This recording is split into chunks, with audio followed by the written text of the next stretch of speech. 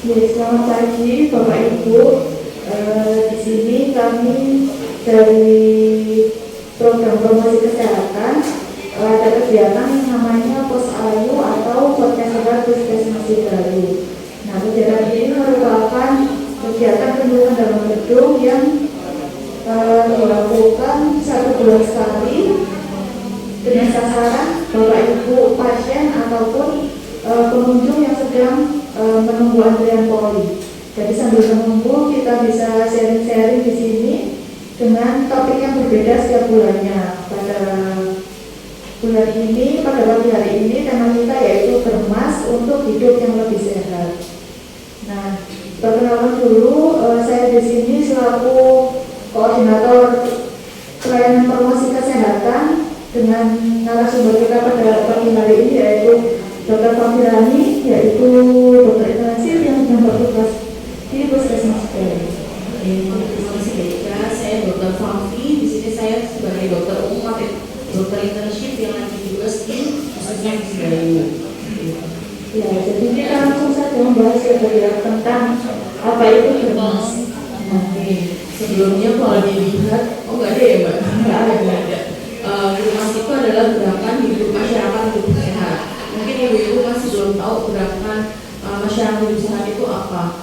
Nah, gerakan masyarakat hidup sehat itu adalah suatu tindakan yang sistematis dan terencana dilakukan oleh bersama-sama yang atau seluruh komponen dari bangsa. Siapa aja sih komponen bangsa itu? Ada masyarakat, ada pemerintah, ada individu, ada keluarga. Yang dimana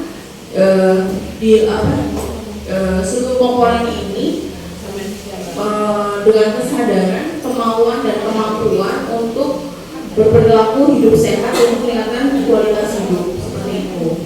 Ya, jadi Bermas ini adalah perilaku yang dilakukan oleh seluruh komponen masyarakat.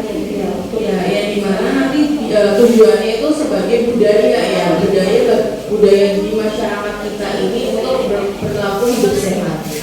Ya, sasaran dari Bermas itu siapa saja? Oh ya, untuk sasaran tadi saya sudah bilang ya, yang pertama individu, yang kedua dari keluarga kita sendiri, yang ketiga masyarakat, terus selanjutnya tidak membedakan dari pemerintahan juga ya, baik yang di pusat maupun yang di daerah seperti kita ini Puskesmas ini. Selanjutnya dari seperti dunia pendidikan, yaitu kayak anak TK, SD, SMP, SMA itu juga penting ya dilakukan gerakan masyarakat hidup sehat seperti itu Mbak.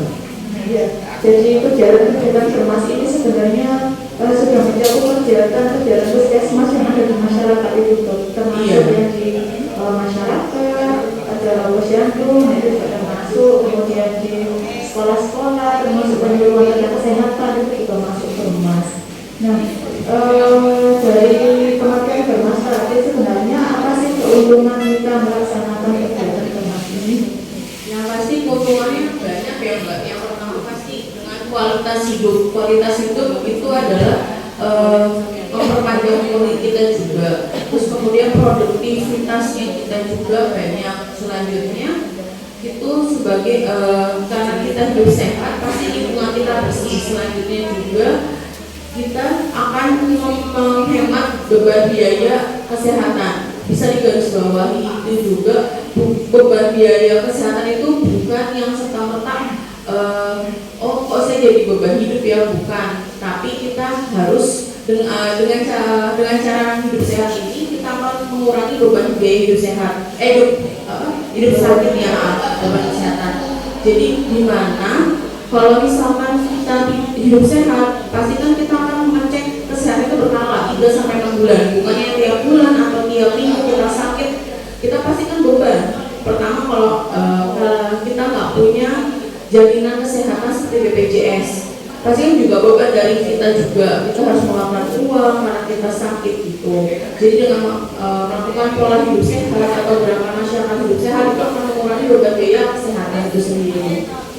Ya, jadi mungkin kalau di masyarakat itu misalnya dia ada anak yang bakal sakit gitu, karena mungkin mungkin kurang sayur buah atau kurang minum air putih, makanannya enggak terjaga kebersihannya. Nah, dengan perilaku bermas, dengan kita menjaga kebersihan, kemudian makan makanan yang bergizi sesuai aturan itu, nah itu bisa mengurangi dampak dari kesehatan itu sendiri. Misalnya anak jadi nggak gampang sakit, kemudian nanti kalau misalkan anaknya itu gampang sakit atau mungkin dia bulan MLS kan selalu banyak ya pasti pengeluaran, terutama kalau misalkan sampai masuk rumah sakit, ya memang kita pakai jaminan kesehatan ya Pak Bu, tapi di samping itu kita pasti ada beban yang kita keluarkan. Ya masa kita nggak butuh makan, minum pada saat menjaga pasien, itu juga penting. Kalau misalkan kita menjaga pasien, otomatis badan kita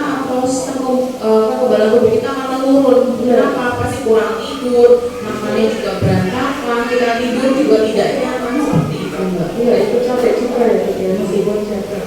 Nah, dari tadi kita sudah ngomong kegiatan germas. Nah, di germas ini kan ada 7 langkah atau 7 kegiatan. Mungkin kita bisa bahas satu-satu ya, apa saja yang termasuk dalam kegiatan germas ini.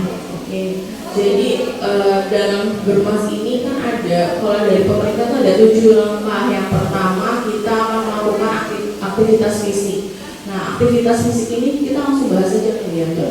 Jadi melakukan aktivitas fisik ini manfaatnya ternyata banyak sekali ya Mbak, dari kualitas hidupnya kita jadi panjang, terus kemudian beban biaya tadi jadi sedikit berkurang, terus juga kita mencegah untuk stres, terus untuk mengurangi penyakit-penyakit yang sekarang itu lagi hits banget, yaitu darah tinggi, kolesterol, diabetes itu pasti ya Mbak.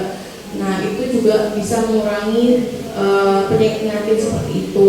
Kemudian kita bisa mengendalikan stres, terus kita bisa salah satunya hidup sehat juga mengurangi berat badan berlebih, itu juga bisa Mbak. Itu. Nah dilakukan aktivitas fisik itu seperti apa sih? Nah ini kita menyarankan untuk melakukan aktivitas fisik itu nggak perlu yang berat sampai harus nge-gym segala macam, tidak. Jadi kayak jenengan langsung tiap hari 30 menit aja nggak apa-apa. Memang kan kalau dari pemerintah itu 150 menit per minggu atau 3 sampai 5 kali per minggu. Jadi kalau kita hitung kurang lebih 30 menit per hari kita melakukan aktivitas fisik. Apa aja sih aktivitas fisik itu? Ya jalan kaki 30 menit juga lumayan aktivitas fisik. Itu mengacu ininya jantung ya. Terus habis itu lari, kalau misalkan masih muda boleh lari 30 menit. Itu seperti itu sih Mbak. Ya. Jadi kalau aktivitas fisik ini nggak harus ke gym ya, tapi ya nggak harus mahal. Kita bisa langsung jalan pagi, setiap pagi itu sudah termasuk aktivitas fisik. Kemudian tadi berkenaan dengan penyakit yang saat ini mungkin sudah tidak hanya diderita oleh orang tua ya, hipertensi, diabetes, itu anak 20-an tahun itu sudah banyak karena berkenaan dengan yang disebut sedentary lifestyle atau mager ya.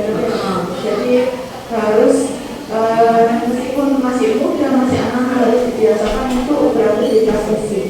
Ya kadang juga kalau tadi saya bilang di dunia pendidikan, jadi anak TK, SD, SMP, SMA itu pasti ada aktivitas fisik. Seperti kalau misalkan anak TK, ayo adik-adik kita istilahnya jalan-jalan dulu atau merenggangkan otot-otot dari kita, seperti itu.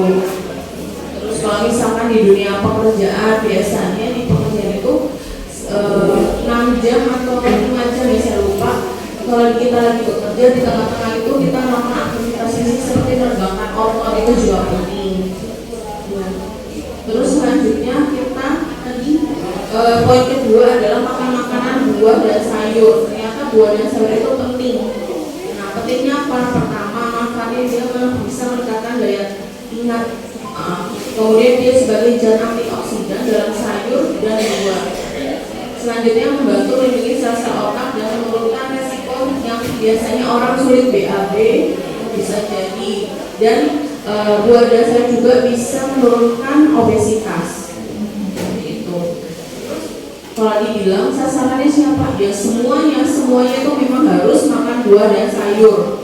Ya, karena sekarang kayak banyak banget makanan-makanan yang cepat siap saji, seperti mungkin terdengar kayak seblak itu juga, Indomie. Walaupun itu enak, yakin deh 5-10 tahun lagi itu pasti akan berdampak dalam tubuhnya jenengan juga. Ya, mungkin itu ya Bu ya. Yang sering saya lihat itu mungkin kewajaran itu sudah kelihatan. Misalnya makanan-makanan yang ultra proses atau yang instan itu pasti akan berpengaruh ke tubuh juga. Kemudian minuman manis, kemudian yang terlalu asin, banyak MSG-nya. Nah itu mungkin bisa dikurangi sedikit-sedikit dan dia berubah ke sayur dan buah. Jadi kalau mealnya lebih sehat. Ya, jadi kan di gizi sekarang kayak ada piringku kalau nggak salah ya. Itu kayak setengah piring buah dan sayur, kemudian setengah piring lagi yaitu ada sepertiga dari lauk pauk dan makanan pokok 2/3-nya. Seperti itu berarti sayur dan buah itu lumayan banyak, setengah piring. Jadi memang penting ya. Jadi makan pagi siang malam makan yang 3 kali itu kita tidak. Jadi makan kita yang 3 kali itu tidak hanya berisi nasi dan lauk pauk saja. Jadi kalau bisa wajib ada sayur, kemudian ada buahnya juga. Jangan lupa minum air putih yang cukup. A1. Terus ada juga anjuran dari gizi itu seperti biasanya itu dalam konsumsi buah dan sayur itu 300-400 gram per orang per hari itu untuk balita, anak dan usia sekolah. Kemudian 400-600 gram per orang per hari untuk remaja dan orang dewasa. Berarti lumayan ya, 400-600 kan setengah kilo ya, setengah kilo itu udah lumayan dalam 1 hari. Dalam 1 hari mungkin bisa dibagi antara ngambil pagi dan ngambil sore, buah-buahan yang bervariasi juga dok. Mungkin nggak cuma satu, mungkin bisa 2 macam buah biar lebih bervariasi karena kandungan buah juga punya zat-zat masing-masing ya. Terus selanjutnya langkahnya itu yang pasti kalaupun sudah yang gerakan sehat ini pasti kan tidak merokok. Ya saya tahu mungkin bapak-bapak di sini banyak yang masih merokok. Cuma saya mengingatkan lagi, merokok itu sebenarnya memang tidak sehat karena kenapa banyak sekali dampak buruknya. Ya pertama ini untuk kesehatan dari semuanya loh ya. Yang pertama itu bisa menyebabkan kerontokan rambut. Biasanya pada nanya kok bisa sih rokok aja bisa menyebabkan kerontokan rambut itu gimana? Jadi itu ada kan yang kita itu asap itu ada zatnya yang kita keluarkan. Nah itu menempelnya di mana? Otomatis di rambut pasti. Nah dari situ asap-asap yang berbentuk kayak nikotin, zat yang bahaya itu menempel di rambut itu kalau kelamaan menempel di rambut dia akan menyebabkan kerontokan rambut. Selanjutnya gangguan mata, ternyata juga ini dari gangguan mata seperti katarak ya. Kemudian juga kehilangan pendengaran lebih awal, menyebabkan penyakit paru-paru kronis. Ini pasti semua orang yang merokok akan menyebabkan paru-paru kronis. Memang sekarang tidak terlihat, nanti akan terlihat 5-10 tahun. Dan yang paling menarik memang A2 masuk pada umum. Saya kemarin melakukan penyuluhan di desa, itu ada bapak-bapak bilang, dok kalau misalkan saya sakit ya pasti nggak ngerokok, tapi kalau saya sehat saya ngerokok. Masa iya saya ngerokok sekarang besok saya mati? Ya tidak langsung mati ya pak. Jadi memang tahapnya juga seperti kayak hidup sehat ini. Kalau kita nggak ini hidup sehat, ya kita menimbulkan penyakit ke dalam tubuh kita, sama halnya seperti merokok. Jangan sekarang merokok besok mati ya nggak ada. Kalau seperti itu pasti saya yakin semua bapak-bapak nggak akan merokok. Ya pasti kan. Nah itu. Terus juga rusak gigi dan bau mulut. Jadi asal itu juga bisa merusak gigi lama-kelamaan dan bau mulut tadi. Kemudian menyebabkan stroke dan serangan jantung itu pasti ya. Karena kan yang ini dari peredaran darahnya. Kemudian menyebabkan kanker rahim, keguguran. Itu pasti kalau pada pasien-pasien yang perokok pasif.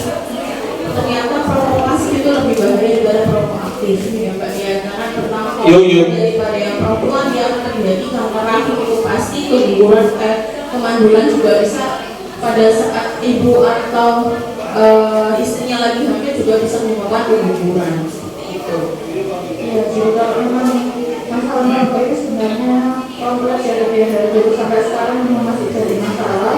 Dan bahaya dari rokok sendiri ini itu apa ya, sebenarnya saya sudah mengalami sendiri. Dan saya sudah keluarga itu ada mungkin bapaknya merokok dan anaknya mungkin ada di sebelahnya terlalu sering, atau mungkin jarang sih sebenarnya, jarang merokok di sebelah anaknya, atau mungkin pada saat dia keluar bapaknya habis merokok dan dia tidak pakai baju, nah kemungkinan asapnya sudah pasti kan menempel di baju, dan kemudian anaknya dituntut sama ayahnya ya Mbak, Abdul Ghaffar langsung. selama mungkin 5 tahunan itu si anak ini ketika mengeluh dadanya sakit, Dan sebenarnya nggak langsung semua yang mengakibatkan dari rokok itu nggak langsung kena penyakitnya. Jadi kayak jenengan punya anak bayi batuk-batuk kok dok pasti kan pertama kali adalah di lingkungan sekitar atau lingkungan keluarga ada merokok atau tidak, itu salah satunya pasti faktor utama.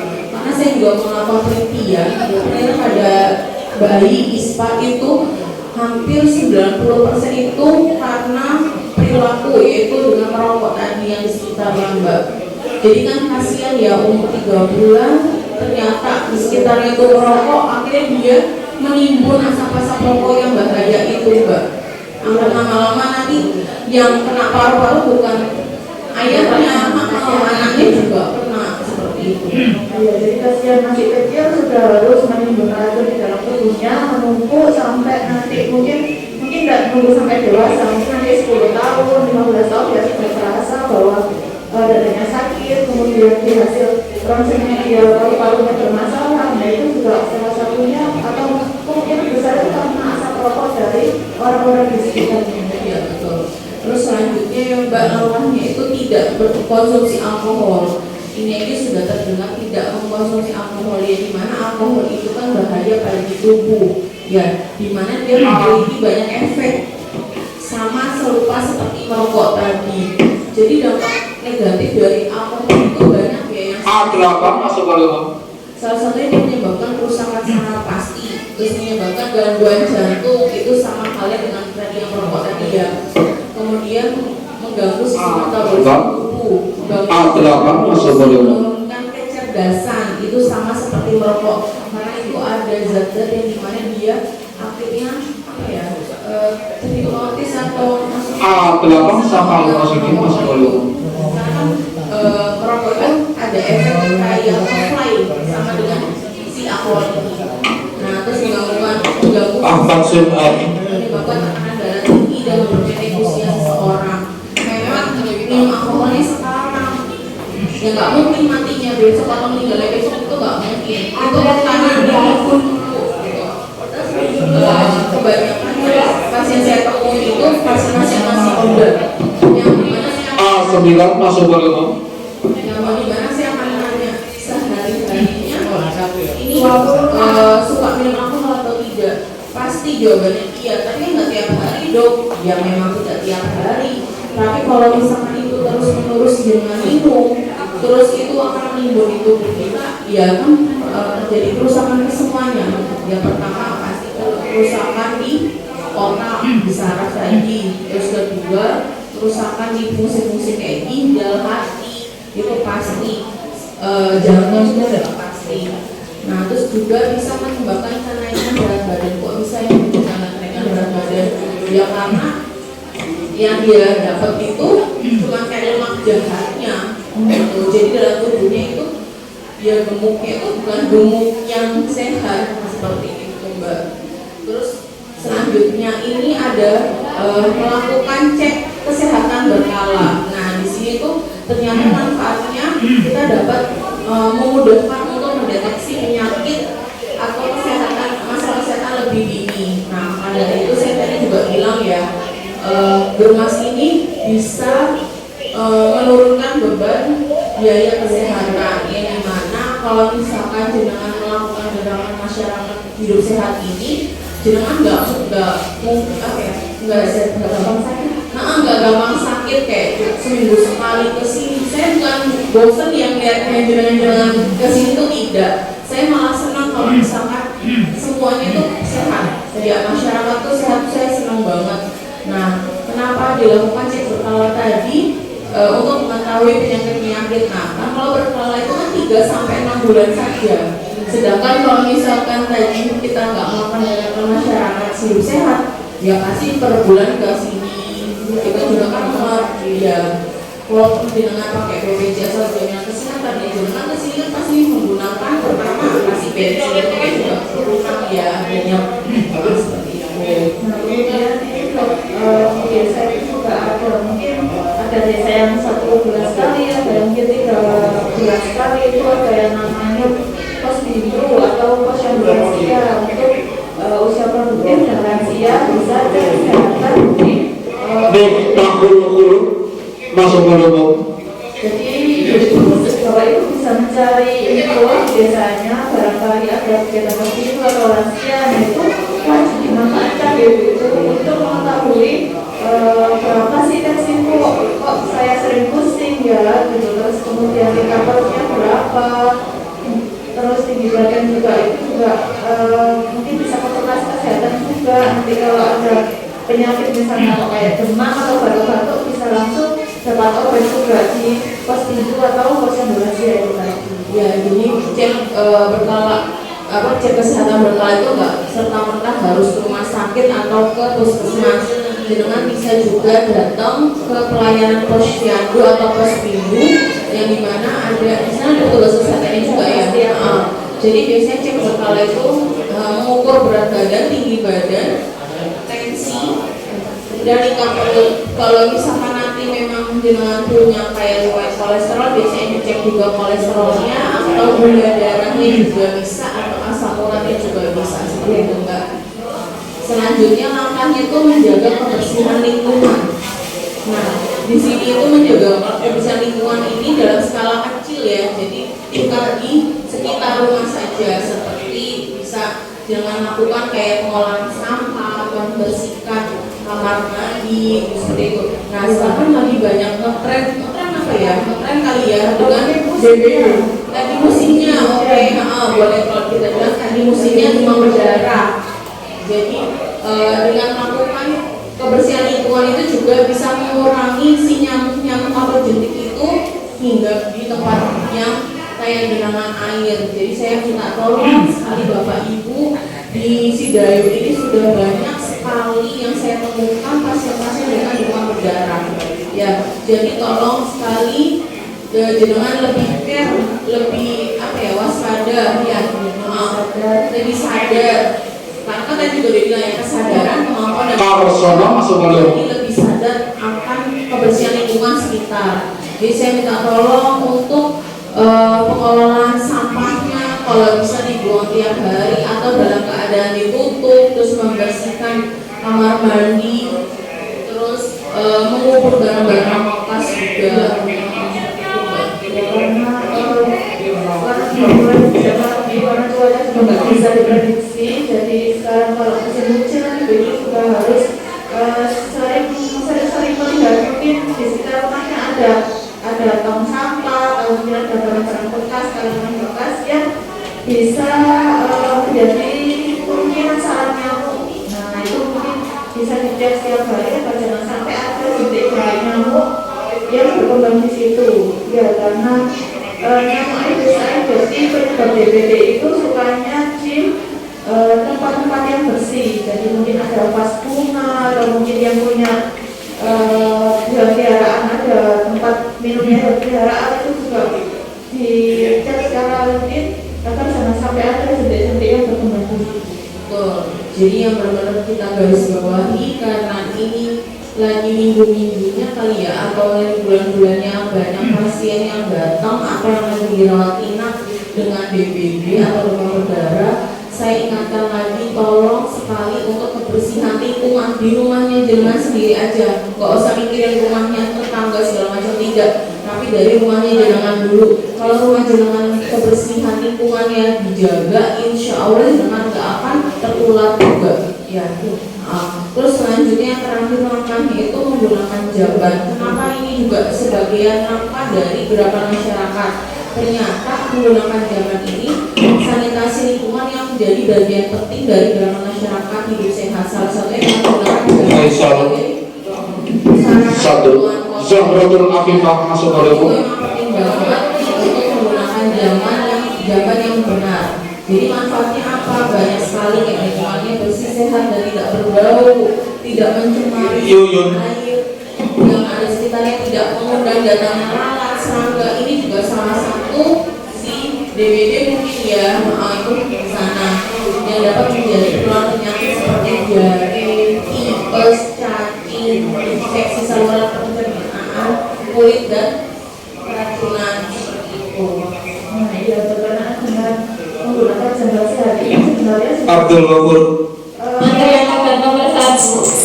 Ada hubungannya dengan penyakit atau Antrian obat nomor 1. kondisi anak yang stunting. Nah, itu ada hubungannya dengan menggunakan jamban ini loh. Kalau jambannya itu tidak sehat, tadi kan manfaatnya bisa apa?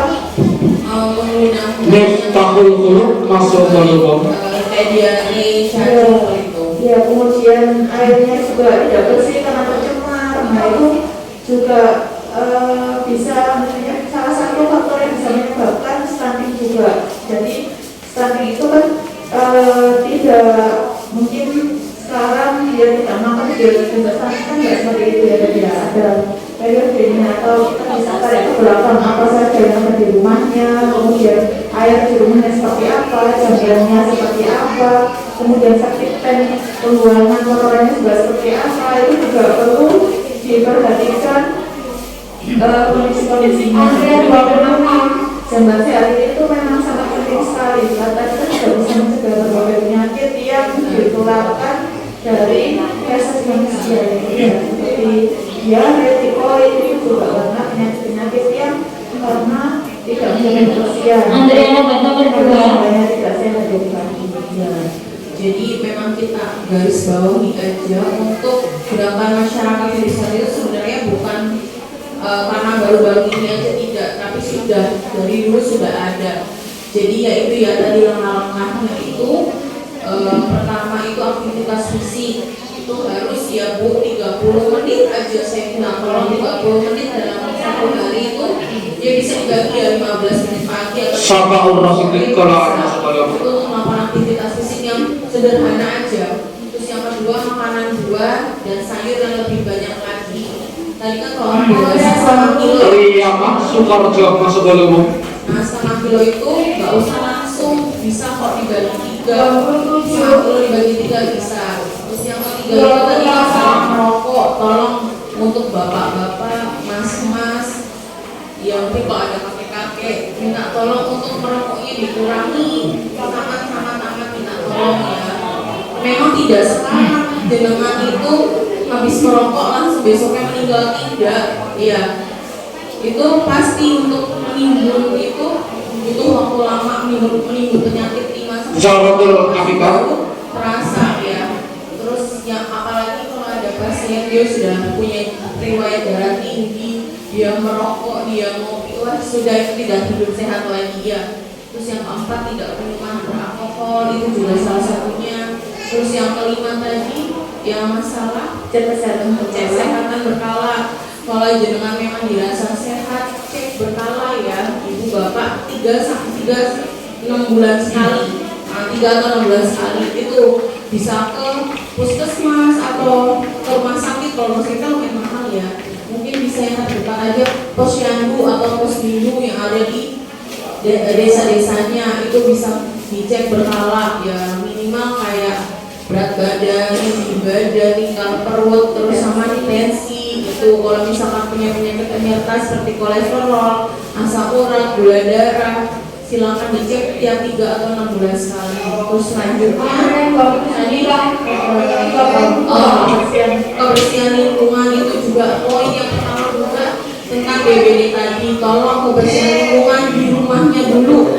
rumah tetangga, nggak usah ngurusin tetangga, tapi ngurusin di rumah lingkungannya jenengan sendiri dulu. Itu ya, tolong dibersihin. Jadi kayak kamar mandi, terus kayak nguburin tempat apa?